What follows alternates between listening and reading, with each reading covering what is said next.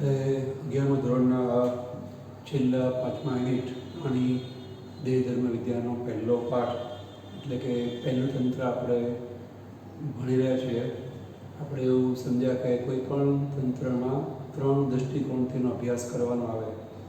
જેમ કે એમાં આપણા 16મા પાઠમાં પહેલું પાચન તંત્ર ભણી રહ્યા છીએ, તો એની બાહ્ય રચના આપણે સમજ્યા, બીજો દૃષ્ટિકોણ અંતસ્થ રચના સમજ્યા. હવે તંત્રનો ત્રીજો અને અંતિમ દૃષ્ટિકોણ છેલ્લા એંગલથી આપણે જે અભ્યાસ કરી રહ્યા છીએ એ તંત્રમાં ચાલતી જૈવિક ક્રિયા. જેમ કે અહીંયા પાચન તંત્ર છે, તેમાં ચાલતી પાચન ક્રિયા એ આ પાઠનો તંત્રનો અંતિમ મુદ્દો થાય. એના પછી જે મેં તમને અગાઉ વાત કરી હતી એમ દરેક તંત્રમાં તંત્રને લગતા કેટલાક રોગો આપ્યા છે. અહીંયા પણ આપણને છેલ્લે આ પાચન ક્રિયા પતે એટલે પાચન તંત્રને લગતા કેટલાક રોગોની બહુ ટૂંકી માહિતી આપણને આપી છે, એ પણ આપણે જોઈશું. પહેલાં જ આપણે શીખીએ પાચન ક્રિયા, ડાયજેશન. પાચન ક્રિયાને આપણે આપણી સમજણની સરળતા માટે 2 ભાગમાં વહેંચીએ છીએ. એક તો ભૌતિક પાચન, ફિઝિકલ ડાયજેશન, અને કેમિકલ ડાયજેશન, રાસાયણિક પાચન. પહેલાં જોઈએ ભૌતિક પાચન. ભૌતિક પાચનનો મતલબ શું? જે આપણા મોઢની અંદર થાય છે, મોઢામાં.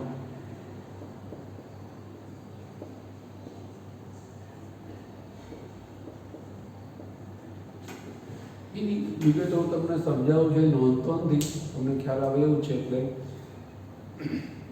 ભૌતિક પાચન મતલબ ખોરાકના નાના ટુકડાઓ કરવા.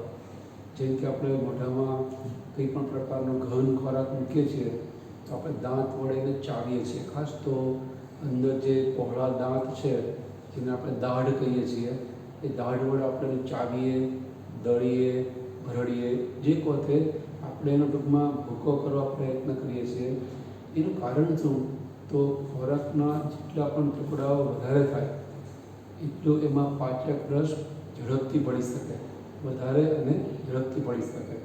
એ ઉદાહરણ આપણે દેડકાના પાચન તંત્રમાં પણ સમજાતા, અને બીજા પણ કોઈ જગ્યાએ આપણે આ ઉદાહરણ આપેલું જ છે. ફરી આપણે યાદ કરીએ. બટાકું બહુ મોટું હોય, તો એ મોટા કદના બટાકા હોય તો એને આપણે જ્યારે બાફવા માટે મૂકીએ પાત્ર કે કુકરની અંદર, ત્યારે આપણે એને કાપીને મૂકીએ છીએ. 1 કે 2 કે 3 કે 4 કટકા કરી મૂકીએ છીએ. જેને કારણે જે આપણે બટાકાને કાપીએ તો અંદરની સપાટી પણ ખુલ્લી થાય, ત્યાં પણ વરાળ છે એ સંપર્કમાં આવે અને એનું જે બાફવાનું કામ છે કે બફાવાનું કામ છે એ ઝડપથી થાય. તો વરાળ જેટલી સંપર્કમાં વધુ આવે એની ખુલ્લી સપાટીના ક્ષેત્રફળમાં જેટલું ક્ષેત્રફળ વધારે એટલી વરાળ વધારે સંપર્કમાં આવે, જલ્દી બફાય. ઘરના આપણા જે મહિલા સભ્યો છે, સાયન્સ ભણ્યા કે ના ભણ્યા હોય, જે પરંપરાગત જે પદ્ધતિ છે ખબર છે એમને કે બટાકા આપણે જ્યારે શાક માટે બાફવા મૂકીએ દાળ ભાતના કુકર જોડે, મોટા કદના તો કાપીને મૂકવાનું. એનું કારણ આ જ છે. સપાટી તમે ખુલ્લી કહો છો વધારે, તો સપાટી ખુલ્લી જેમ વધારે એમાં વરાળ વધારે સંપર્કમાં. અંદર શું થાય, આખું મોટું બટાકા મૂકવાથી બહાર વરાળ સંપર્કમાં આવે તો બફાય, પણ અંદર કદાચ થોડું કાચું રહે. તો અહીંયા પણ એવું જ છે ભૌતિક પાચનમાં. આપણે જે ખોરાકને ચાવીએ છીએ તો એની અંદર આપણે ખોરાકના ટુકડાઓ કરીએ છીએ. એને લઈ અને જેટલી પણ ટુકડાઓ વધારે થાય એટલી એ ખોરાકના ખુલ્લી સપાટી ક્ષેત્રફળમાં વધારો થાય. જ્યારે એ ખોરાકને કોડિયા રૂપે અંદર પાચન માર્ગમાં ઉતારીએ તો જે બીજો ભાગ છે પાચનનો, રાસાયણિક પાચન, એમાં જે પાચક રસો છે એ ઝડપથી અને વધારે પડે. કારણ કે ખોરાકનું ખુલ્લી સપાટીનું ક્ષેત્રફળ ઘણું બધું વધી ગયું. એના કારણે આપણે જે ખોરાક ખાઈએ છીએ એનું રાસાયણિક પાચન બધું થાય. કેટલું ખાધું એ અગત્યનું નથી, પણ કેટલું પચાવ્યું એ અગત્યનું છે. તો એ બધું પચાવવા માટે એના ટુકડાઓ કરવા પણ જરૂરી છે. એટલે વડીલો આપણને કહેતા કે ચાવીને ખાવું જોઈએ. ઇંગ્લિશમાં તો એ કહેવત છે, આપણે દેડકા વખતે યાદ કરીએ કે ફરી એને યાદ કરીએ આપણે કે it water and drink food.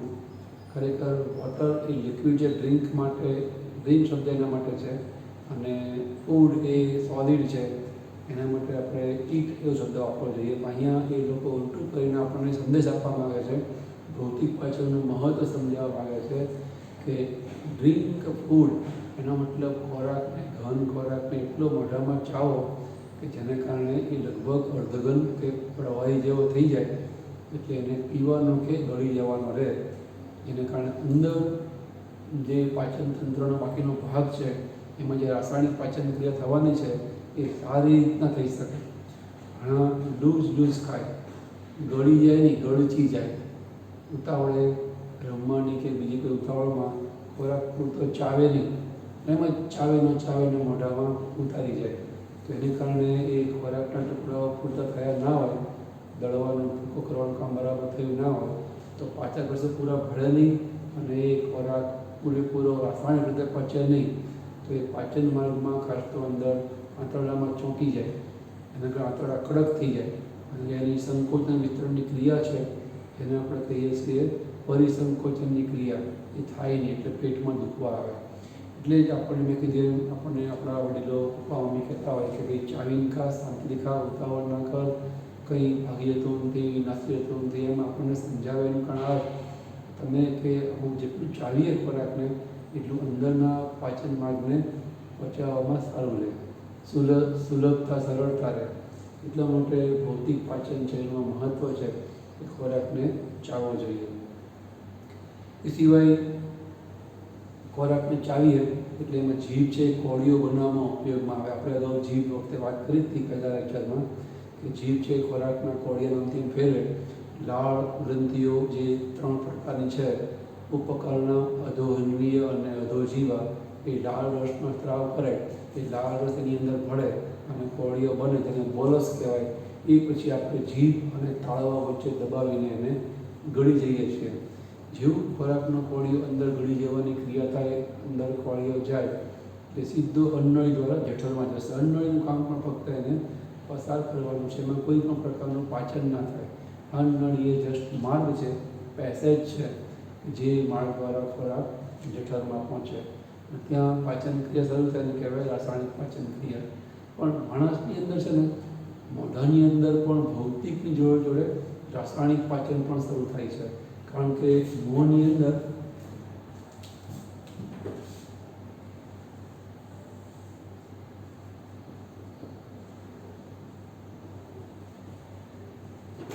લાળ રસનો સ્ત્રાવ થાય છે. તો એ લાળ રસ છે ને એમાં એક ઉત્સેચક ધરાવે છે. આપણે અગાઉ નામ જોયું હતું, ટાઇલિન નામનો ઉત્સેચક. એ કાર્બોહાઈડ્રેટ્સનું પાચન કરે. એટલે કાર્બોહાઈડ્રેટ્સનું પાચન થાય એ એક પ્રકારનો પોલિસેકેરાઇડ છે, તો એ ડાયસેકેરાઇડમાં ફેરવાય. 9મા પાઠમાં આપણે કાર્બોહાઈડ્રેટ્સ, પોલી, ડાય અને મોનોસેકેરાઇડના ગુણધર્મો જોયા હતા. એ મોનો અને ડાયસેકેરાઇડ સ્વાદમાં ગળ્યા હોય પણ પોલિસેકેરાઇડ સ્વાદમાં ગળ્યા ના હોય. પોલિસેકેરાઇડ એટલે સ્ટાર્ચ, જે તમે રોટલો, ભાખરી ખાઓ, એ મકાઈ, બાજરી, જુવાર, એ ઘઉં, એક પ્રકારનો પ્યોર સ્ટાર્ચ પોલિસેકેરાઇડ છે. એ સ્વાદમાં ગળ્યા ના હોય. રોટલી, ભાખરી, મકાઈ રોટલો કે ભાખરી મોઢા મૂકે તો આપણને કંઈ ગળો અનુભવ ના થાય. પણ જ્યારે આપણે એને ચાવીએ ને એટલે એની અંદર ટુકડાઓ થવાની જોડે મોઢામાં કોળીઓ બનવાની જોડે ભૌતિક પાચનની સાથે સાથે લાળ રસ ભળે એટલે રાસાયણિક પાચન પણ શરૂ થાય. ખાસ તમે કીધું એમાં લાળ રસ ભળે એટલે એનો આ ઉત્સેચક એમાઇલેઝ અથવા તો ટાઇલિન, એ આ સ્ટાર્ચ રૂપી પોલિસેકેરાઇડ જે સ્વાદમાં ગળ્યા નથી એને માલ્ટોઝ રૂપી ડાયસેકેરાઇડમાં ફેરવે, જે સ્વાદમાં ગળ્યા હોય. હા, મોનોસેકેરાઇડ જેવા, ગ્લુકોઝ જેવા ગળ્યા ના હોય પણ ગળપણ એમાં હોય, ઓછી માત્રામાં પણ આપણને ગળાતો લાગે. તો આવી રીતે મોઢામાં જ્યારે આપણે રોટલી કે બાજરો કે ઘઉંનો રોટલો મોઢા મૂકીને ચાવીએ છીએ ત્યારે આપણને થોડી મીઠાશ અનુભવાય છે. જેને ચાવીને ખાઈને મીઠાશનો અનુભવ થાય, ખાવાની મજા આવે. એટલે તો આપણને આપણા વડીલો ચાવીને ખાવાનું કહે છે કે ચાવો, અનુભવો, મજાથી ખાઓ, શાંતિથી ખાઓ. તો ખાવાની મજા પણ આવે, સ્વાદ પણ આવે અને અંદર રાસાયણિક પાચન ક્રિયા બાકીની પણ સારી થઈ શકે. તો એટલા માટે ઘણી વાર આપણને વસ્તુ કારણ તરીકે પૂછાય છે કે રોટલી ચાવવાથી મીઠી લાગે છે, કારણ આપો. તો ચાવવાથી મીઠી લાગે છે એનું કારણ ચાવીએ એ નથી, પણ રોટલીને ચાવવાથી એમાં લાળ રસ પડે છે અને એ લાળ રસ રોટલીમાં રહેલા સ્ટાર્ચ રૂપી પોલિસેકેરાઇડને માલ્ટોઝ રૂપી ડાયસેકેરાઇડમાં ફેરવે છે અને ડાયસેકરાઇડ સ્વાદમાં ગળ્યા હોવાથી આપણને રોટલી અથવા તો કાર્બોહાઈડ્રેટ્સ એ આપણે જ્યારે ચાવીએ, કાર્બોહાઈડ્રેટ જે પણ ખોરાકમાં છે ખોરાક ચાવીએ તો આપણને થોડી મીઠાશનો અનુભવ થાય છે. અહીંયા રાસાયણિક પાચન માણસની અંદર મોઢામાં શરૂ થઈ જાય છે.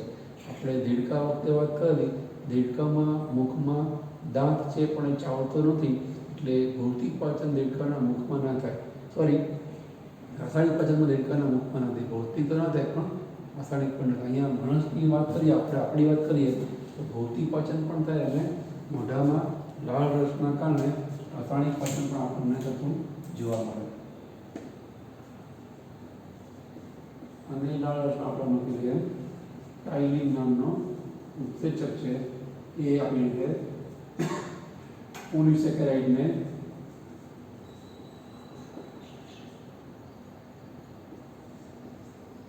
ડાયસેકેરાઇડમાં ફેરવે છે. આ સ્વાદમાં ગળ્યા હોય માટે આપણને ખોરાક મોઢામાં ચાવવાથી ગળપણનો અનુભવ થતો હોય છે. તો હવે તમને ખ્યાલ આવી ગયો છે મુખ્ય તફાવત ભૌતિક પાચન અને રાસાયણિક પાચનમાં શું છે. ભૌતિક પાચનમાં આપણે ખાલી ખોરાકના ટુકડાઓ કરીએ છીએ, પણ ટુકડામાં કોઈ રાસાયણિક ફેરફાર ના થાય. રોટલીમાં સ્ટાર્ચ છે, આપણે ચાવીએ એ ટુકડાઓથી, એ ટુકડાઓમાં સ્ટાર્ચ તો સ્ટાર્ચ જ છે, એટલે રાસાયણિક સ્વરૂપમાં ફેરફાર ન થાય, ખાલી એના ભૌતિક સ્વરૂપમાં ફેરફાર થાય. મોટા કદનો એ ખોરાક કે સિક્કા એ નાના કદના ટુકડાઓમાં ફેરવાય, પણ રાસાયણિક સ્વરૂપ એનું એનું જ રહે. એને કહેવાય ભૌતિક પાચન, જે રાસાયણિક પાચન માટે અગત્યનું છે, કે કામનું, કે અનિવાર્ય, કે આવકાર્ય છે. રાસાયણિક પાચનનો મતલબ શું? ખોરાકમાં રહેલા રાસાયણિક સ્વરૂપના પદાર્થોનું રૂપાંતર થાય, એના સ્વરૂપમાં ફેરફાર થાય. અને એ ફેરફાર કેવો થાય? તો રાસાયણિક પાચન માટે આપણે કહી શકીએ, રાસાયણિક પાચનનો મતલબ જટિલ સ્વરૂપનો ખોરાક એ ઉત્સેચકોની મદદથી સરળ અને શોષી શકાય તેવા સ્વરૂપમાં ફેરફાર પામે, એને કહેવાય રાસાયણિક પાચન. સરળ સ્વરૂપ તો થાય, જેમ કે અહીંયા પોલિસેકેરાઇડ ડાયસેકેરાઇડમાં ફેરવાય છે તો રાસાયણિક સ્વરૂપમાં ફેરફાર થાય છે. કાર્બોહાઈડ્રેટ્સ જે પોલિસેકેરાઇડ છે એ ડાયસેકેરાઇડમાં ફેરવાય છે, એટલે આ પોલી અને ડાયસેકેરાઇડ જટિલ છે અને સરળ છે. પણ ડાયસેકેરાઇડ જેવી એટલું સરળ નથી કે જેને કારણે એનું શોષણ થઈ શકે, આપણું શરીર એનો ઉપયોગ કરી શકાય. હજી ડાયસેકેરાઇડનું રાસાયણિક પાચન આગળ ઉપર થાય પછી મોનોસેકેરાઇડમાં ફેરવાય, હવે એનો ઉપયોગ આપણું શરીર કરી શકે છે. તમે મુંબઈ જવું હોય તો 500 કિલોમીટર અમદાવાદથી થાય, તમે 250-300 કિલોમીટર જાઓ અને બોમ્બે તરફ જતા કહેવાય, પણ 300 કિલોમીટર ચાલ્યા પછી તમે અડધી જાઓ, ભર જ જાઓ તો મુંબઈ પહોંચાય નહીં, એ અધૂરું કામ થયું કહેવાય. મુસાફરી કરી, અહીંયા પાચન થયું, રાસાયણિક પાચન થયું, તો એટલું થયું નથી એના કારણે હજી આપણે એનો ઉપયોગ કરી શકીએ, આપણું શરીર એનું શોષણ કરી અને એને શક્તિના લેવા માટે ઉપયોગમાં લઈ શકે. એમ તમે મુંબઈ પહોંચ્યા નથી એમ જવું, તમારે પૂરેપૂરું જવું પડે. એનું રાસાયણિક પાચન પૂરેપૂરું થાય ઉત્સેચક દ્વારા, કે જેને કારણે એનો ઉપયોગ કરવા શરીર સક્ષમ બને, એ ઉપયોગ કરવા લાયક બને, એટલે કે શરીરમાં એનું શોષણ થઈ શકે. જ્યાં સુધી એ પદાર્થનું શરીરમાં શોષણ થઈ શકે નહીં, એટલે કે પાચન માટે દિવાલમાંથી એ શોષાય નહીં. એટલે કે પાચન માટે દિવાલ એ પ્રાણી કોષો છે, આપણા શરીરમાં પ્રાણી કોષો હોય, કોષ દિવાલ ના હોય તો કોષ સ્તર હોય, તો જ્યાં સુધી કોષ સ્તરમાંથી પસાર થઈ શકે નહીં ત્યાં સુધી એ પચ્યું પણ એનો કોઈ ઉપયોગ નહીં. આટલું પાચન થાય, માનક અટકી જાય તો આ તો માર્ગમાં નીકળી જવાનું. આ ડાયસેકેરાઇડ આપણે કોઈ કામનું નહીં. મોનોસેકેરાઇડમાં ફેરવાય તો મોનોસેકેરાઇડ છે કોષ સ્તરમાંથી પસાર થઈ શકે, પોલી અને ડાયસેકેરાઇડ છે કોષ સ્તરમાંથી પસાર થઈ શકે નહીં. તો પાચન કોને કહેવાય? રાસાયણિક પાચન. અધૂરું થાય અને પાચન ના કહેવાય, પાચનની શરૂઆત કહેવાય, પાચન ના કહેવાય, એટલે કે પૂર્ણ પાચન ના કહેવાય. એટલે અહીંયા આપણે લખીએ છીએ જટિલ સ્વરૂપના ખોરાકને સરળ સ્વરૂપમાં નહીં, ફક્ત સરળ સ્વરૂપ નહીં, સરળ અને શોષી શકાય ત્યાં સુધી સરળ સ્વરૂપમાં ફેરવાતો એ ખોરાક એને કહેવાય. અને કામ ઉત્સેચક દ્વારા થાય, કોઈ પણ જૈવિક ક્રિયા મોટા ભાગે ઉત્સેચક જ કરે, એને કહેવાય રાસાયણિક પાચન. ટૂંકમાં ખોરાકના રાસાયણિક સ્વરૂપમાં ફેરફાર થાય ત્યાં સુધી એ શોષી શકાય નહીં. એને કહેવાય રાસાયણિક પાચન. હા, કે મોઢાની જે પાચન થાય છે એ અધૂરું થાય છે, પણ એનું પાચન આગળ પૂરેપૂરું થવાનું છે જ, એટલે આપણે રાસાયણિક પાચનમાં ગણીએ છીએ. તો માણસના મોઢાની અંદર ભૌતિક અને રાસાયણિક બંને પાચન થાય. અને હવે એ કોળીઓ લાળ રસના કારણે આપણે ઘર્ષણ રહિત અંડળીમાં ઉતારીએ, તરંગ સંકોચનથી પરિસંકોચનથી એ ખોરાકનો ખોળે જવાનો જઠરની અંદર. તો હવે જઠરમાં જે કંઈ પાચન થાય એને આપણે કહીએ છીએ જઠરમાં રાસાયણિક પાચન. જેવો ખોરાક જઠરમાં જાય એટલે જઠરની દિવાલ સ્પર્શ સંવેદનશીલ હોય. ખોરાકના કોળિયાનો સ્પર્શ થતાં એમાંથી એક અંતઃસ્ત્રાવ ઉત્પન્ન થાય. એ અંતઃસ્ત્રાવનું નામ છે ગેસ્ટ્રિન. આ અંતઃસ્ત્રાવ છે એટલે હું એચ લખું છું. પહેલી વાર લખું, બીજી વાર તરફ નહીં લખીએ આપણે. એચનો મતલબ હોર્મોન, હોર્મોનનો મતલબ અંતઃસ્ત્રાવ.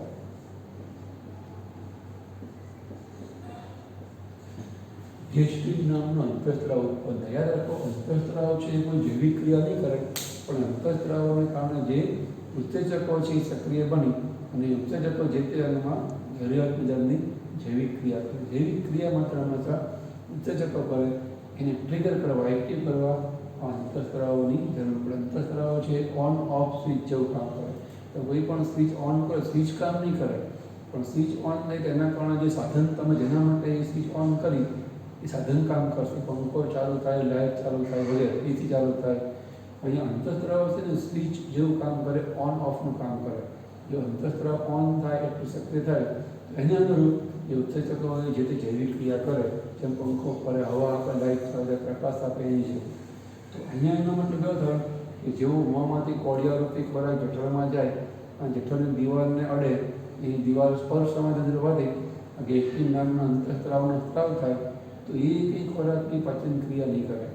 પણ એ પાચન ક્રિયા કરનાર ઉત્સેચકો છે એના માટે આ અંતઃસ્ત્રાવ જરૂરી છે. તો પહેલાં એ ઉત્પન્ન થવો જોઈએ, સીધા ઉત્સેચકો ઉત્પન્ન થાય નહીં.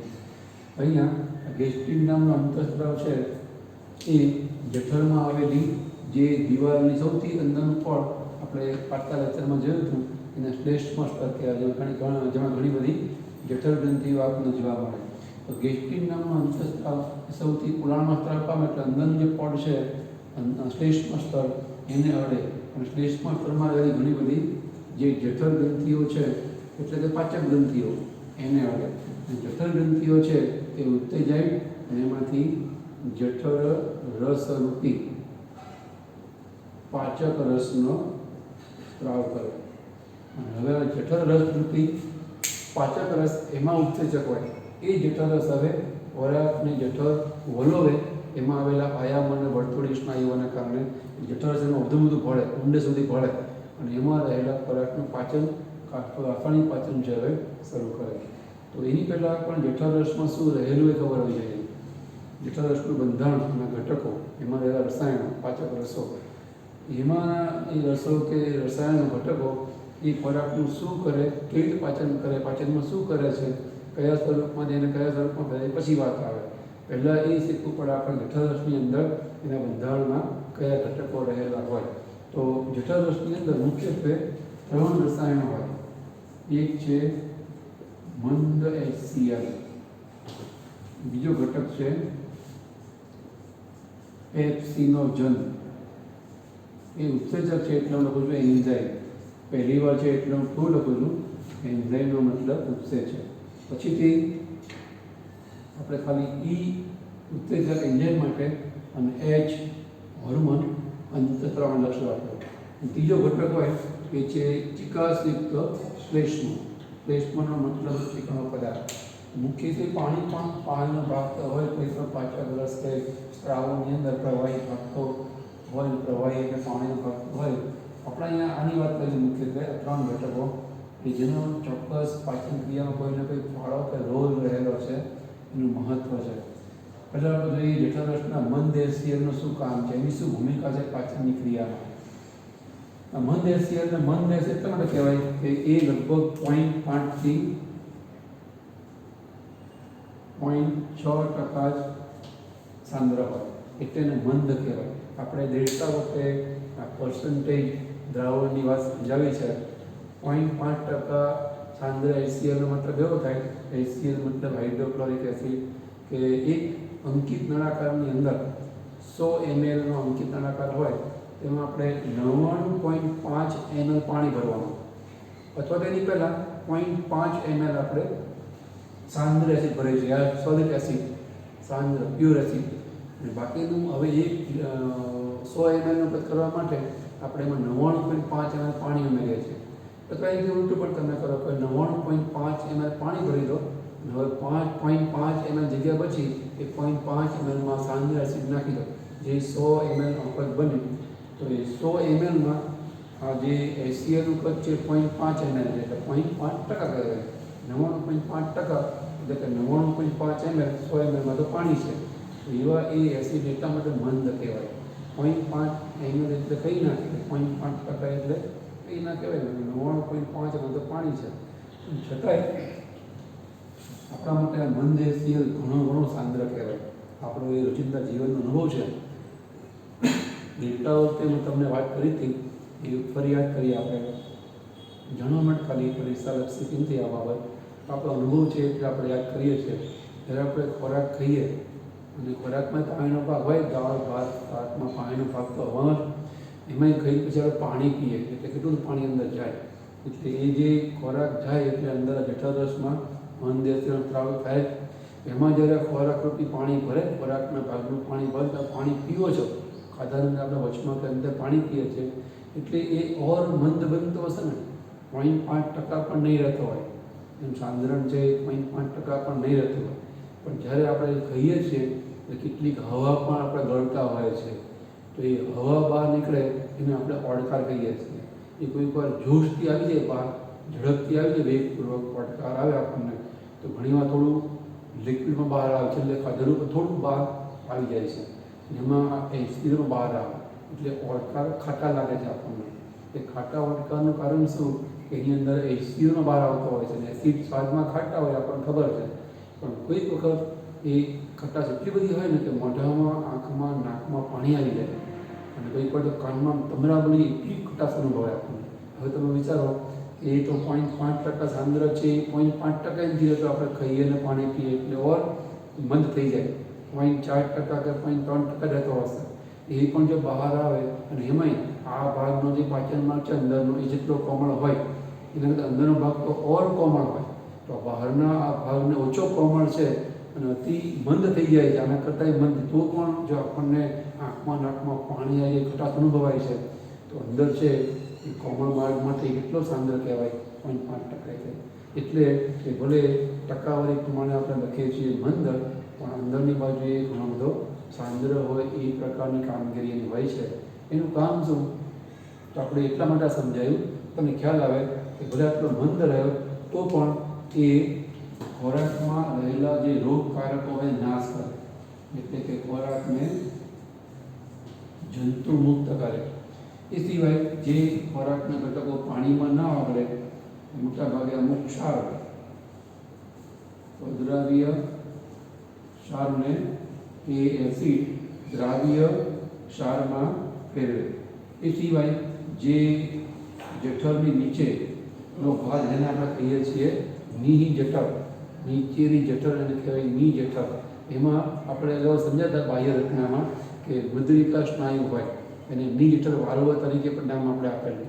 એનાથી એ જઠરનો ભાગ બંધ હોય, તો એ નિ જઠરના જે સ્નાયુઓ છે, મુદ્રિકા સ્નાયુઓ, એને આ મંદ HClનો સ્પર્શ થતાં એકદમ શિથિલ બને અને એ દ્વારને ખોલે. એટલે મુદ્રિકા સ્નાયુઓ છે, એ મુદ્રિકા સ્નાયુઓને ઢીલા કરે, એટલે કે એ નિ જઠર દ્વારને ખોલે, જેને કારણે હવે ખોરાક જઠરમાંથી આગળ ઉપર અપવાશયમાં પસાર થઈ શકે.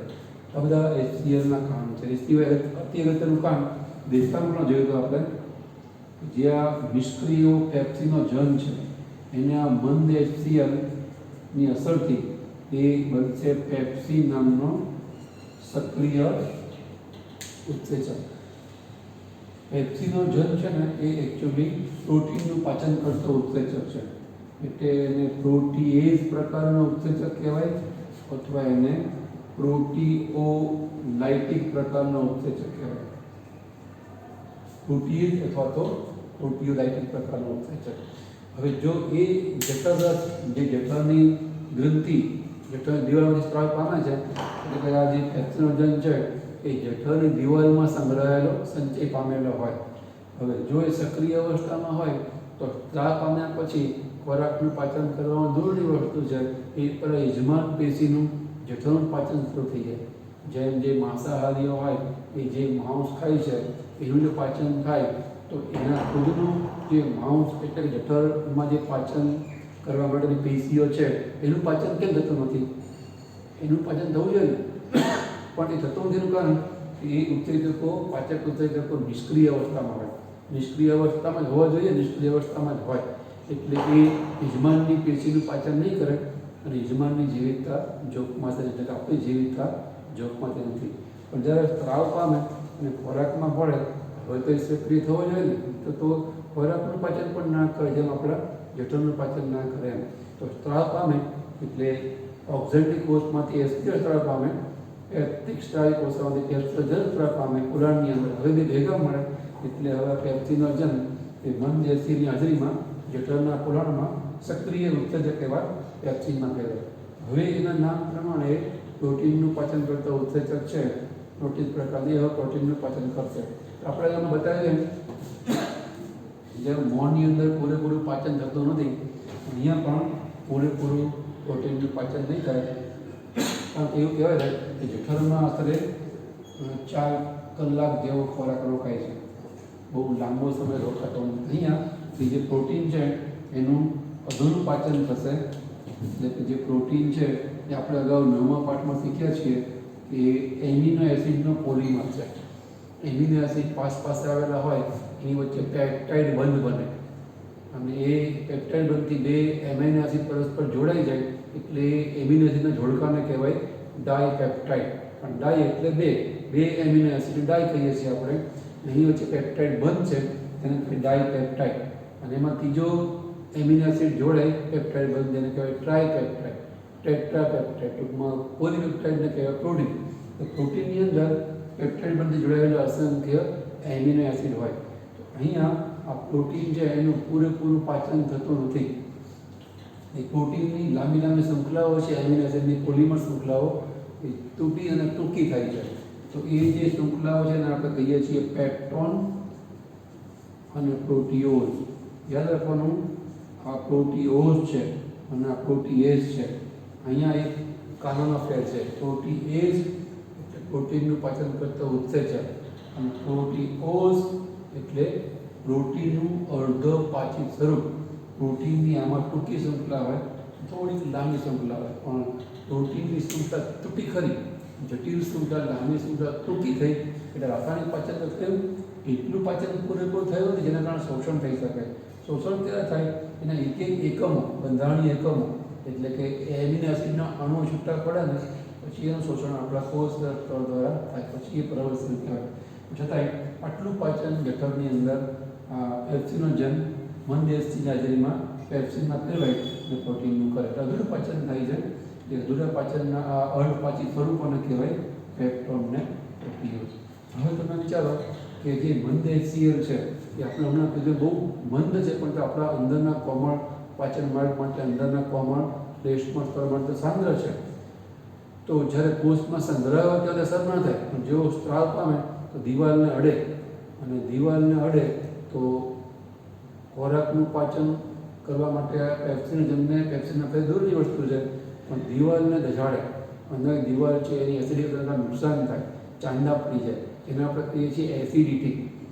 અને પેટમાં ખૂબ બળતરા પડતી હોય છે. એનું કારણ કે એ જે મંદ એસિડ છે એની અંદરની કોમળ દિવાલને અડે છે, એના કારણે એ દિવાલ છે એમાં ચાંદા પડી જાય, જેને ગેસ્ટ્રિક અલ્સર કહેવાય, જઠરના ચાંદા કહેવાય. જેમ ઘણીવાર મોઢા ચાંદા પણ કાઢે જ હોય છે, પાચન પૂરેપૂરું ના થાય આપણે ઊંઘતા હોઈએ અને ઘણો પાચક મોઢામાં જતો હોય છે, ઊંઘવાનું આપણને ખબર પણ હોતી નથી. એમાં એસટીએલ પણ હોય, એના કારણે મોઢામાં ચાંદા છે એ પડી જાય. એટલે મોઢા ચાંદા પડે એના માટે તમારું પાચન તંત્ર બરાબર કામ કરતું તો જ તે મોઢામાં ચાંદા છે પડતા. એમ અંદર પેટમાં પણ ચાંદા પડે, પણ એવું ના થાય એના માટે કુદરતે જઠરરસની અંદર ત્રીજો ચીકણો પદાર્થ મૂક્યો છે શ્લેષ્મ, કે જે ગોબલેટ કોષો અથવા આપણે નામ આપેલું પચોસી કોષો જ્યાં ચીકણા પદાર્થ એવા શ્લેષ્મનો સ્ત્રાવ કરે એને ઇંગ્લિશમાં મ્યુસિન પણ કહેવાય. એનું કામ શું? મ્યુસિનનું એ શું કરે? સમગ્ર પાચન ક્રિયા દરમિયાન જઠરની દિવાલની ફરતે એક પ્રકારનું ચીકણું આવરણ રચી દે, ચીકણું પડ રચી દે. એને કારણે ઉડાણની અંદર મંદએશિયર હોય, પણ એ મંદએશિયર જ્યારે ખોરાક હલવાતો હોય તો દિવાલ તરફ ધકેલાય ચારે બાજુએ, પણ એક પેલા શ્લેષ્મ સ્તર ન અડે. એકચ્યુઅલ જે સૌથી અંદરનું પડ છે શ્લેષ્મ સ્તર, કોમળ સ્તર, કોષોયુક્ત, એને નહીં અડે. જેમ કોઈ ઇલેક્ટ્રિકની તમે લાઇટ ચાલુ કરો, વાયર જીટો કહેવાય, એમાંથી કરંટ પસાર થાય છે, તો તમે એને અડો તમને કરંટ નહીં લાગે, કારણ કે એ ઇન્સ્યુલેટેડ છે. એની ફરતે પ્લાસ્ટિકનું આવરણ છે, અવાહક આવરણ છે. તમે એને અડો તો તમને કરંટ લાગે નહીં. એમ અહીંયા આ જઠરની દિવાલની ફરતે શ્લેષ્મનું પડ થઈ જાય એટલે હવે મંદએશિયર ભલે અડે પણ શ્લેષ્મના પડ અડે છે, દિવાલ નહીં અડે. એટલે આ મિસિન્દ્રિકામાં સમગ્ર પાચન ક્રિયા દરમિયાન જે એસિડિક છે, એસિડ છે મંદએશિયર એસિડ, એની એસિડિક અસર સામે જઠરનું કે પાચન તંત્રનું રક્ષણ કરે. અને એ સિવાય આપણે હમણાં કીધું એમ જે પેપ્સીનો જન્મ છે જઠરની દિવાલમાં, જઠરગ્રંથિમાં રહેલા, એ પેપ્સીનો જે નિષ્ક્રિય છે એટલે નુકસાન નહીં કરે, પણ જ્યારે પોલાણમાં સ્ત્રાવ પામે અને મંદએશિયર જોડે ભળે એટલે આપણે અગાઉ શીખ્યા હતા ઉત્સેચકવાળા 9મા પાઠમાં ઉત્સેચકવાળા ટોપિકની અંદર કે હવે આને કહેવાય એકો એન્ઝાઇમ, આને કહેવાય પ્રોસ્ટેટિક જૂથ. એની જોડે ભળે એટલે હવે સક્રિય થઈ ગયો હલો એન્ઝાઇમ પેપ્સિન.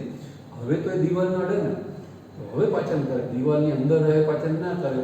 સ્ત્રાવ પામ્યા પછી જઠરની દિવાલમાં તો પડ્યો છે ખોરાક જોડે, એ ફરતો હોય એમાં ભળતો હોય તો દિવાલ અડતો જ હોય, તો હવે દિવાલનું પાચન થાય તો ફરી પાછી યજમાનની જીવિતતા જોખમાં. દિવાલમાં ખાણા પડે, પ્રાણી મૃત્યુ પામે.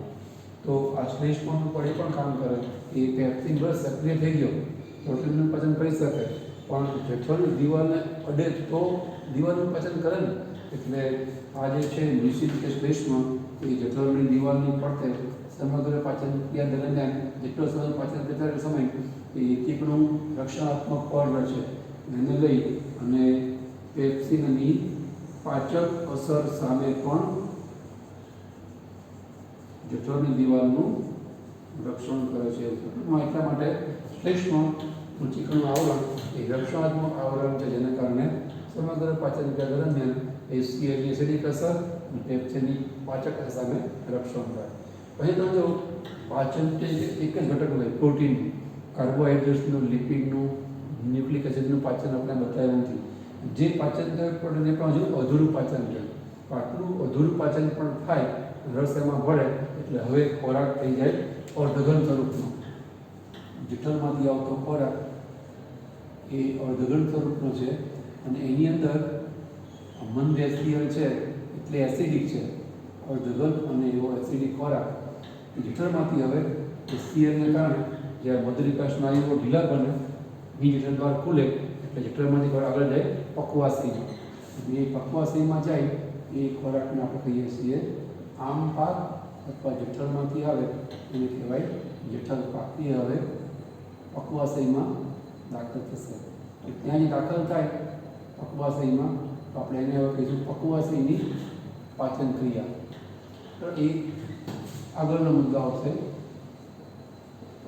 પક્વાશયમાં પાચન ક્રિયા, રાસાયણિક પાચન ક્રિયા. એ પક્વાશયમાં પાચન ક્રિયા તો અહીંયા લખ્યું જ છે. એના પછી પક્વાશય પર આગળ જાય એટલે આવશે મધ્યાંત્ર. એને કહેવાય મધ્યાંત્રમાં પાચન ક્રિયા. એ આપણે નેક્સ્ટ લેક્ચરમાં સમજશું. અહીંયા એક બીજી વાત સમજીએ. નાના બાળકો હોય ને એની અંદર આ પેપ્સિનની જગ્યાએ એક બીજી પ્રકારના ઉત્સેચક હોય છે, એને આપણે કહીએ છીએ રેનિન. એટલે નાના બાળકો છે એની અંદર રેનિન ઉત્સેચક છે એન્ઝાઇમ, એટલે આપણે ખાલી એ વડે બતાવીએ છીએ. પેપ્સિન જગ્યાએ રેનિન હોય, કારણ કે નાના બાળકોને મુખ્ય ખોરાક છે દૂધ હોય છે.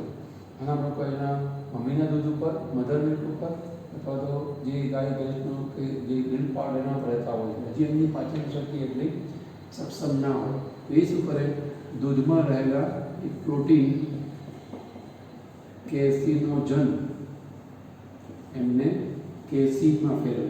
મેં તમને જ્યારે સમજાવ્યું કે બાળક જ્યારે સ્તનપાન કરે અથવા દુગ્ધપાન કરે, દૂધ પીએ છે, તો એને પણ અટકાર આવે અને એને પણ આપણે અટકાર તો કોઈક અંદરનો ખોરાક થોડોક બહાર ફરી જાય, એનો ખોરાક કે દૂધ છે તો બહાર આવે જ્યારે ખોરાક એના વટકા સાથે તો કોઈક વખત ફોદા જેવું નીકળે, દહીંના ફોદા જેવું. એ બાળક તંદુરસ્ત કહેવાય, કારણ કે એ જ્યારે દૂધ પીએ છે તો અંદર એના જઠરમાં પણ એસટીએલ હોય, એ એસટીએલના દૂધ છે એનું પાચન શરૂ થાય એ ફાટે એટલે ફોદા જે બહાર આવે, તંદુરસ્ત કહેવાય. જો નાનું બાળક દૂધ પી અટકારાવ દૂધનો ટોગળો કરે, દૂધ બહાર આવે એનો મતલબ કે એની પાચન ક્રિયા બરાબર થતી નથી, પાચન તંત્રમાં પેટમાં કંઈ તકલીફ છે. ટૂંકમાં એનું કારણ રેનિંગ છે અને મન એસટીએલ છે, એ દૂધના પ્રોટીનને પચાવે એનું પોષણ છે એ થાય. નાના બાળકોમાં આટલો ફેરફાર, બાકીના બધા ભાગો તો એસસીએલ અને તો બાળકોમાં પણ આપણને જોવા મળે. તો આવી રીતના જઠરમાં રાસાયણિક પાચન થાય એટલે અર્ધઘન અને એસિડિક એવો ખોરાક, એસિડિક છે એટલે આપણે આમ પાક કહીએ છીએ, પણ કે એસિડને ગુજરાતીમાં અમ્લ કહેવાય, આમ પાક જઠરમાંથી પકવાશયમાં આવે એટલે જઠર પાક એટલે થોડો ઘણો પચેલો ખોરાક, એને જઠર પાક પણ કહેવાય. અને જ્યારે પકવાશયમાં આવે તો ત્યાં શું થાય છે કે પકવાશય રાસાયણિક પાચન ક્રિયા એ આપણે હવે નેક્સ્ટ ટાઈમ જોઈશું.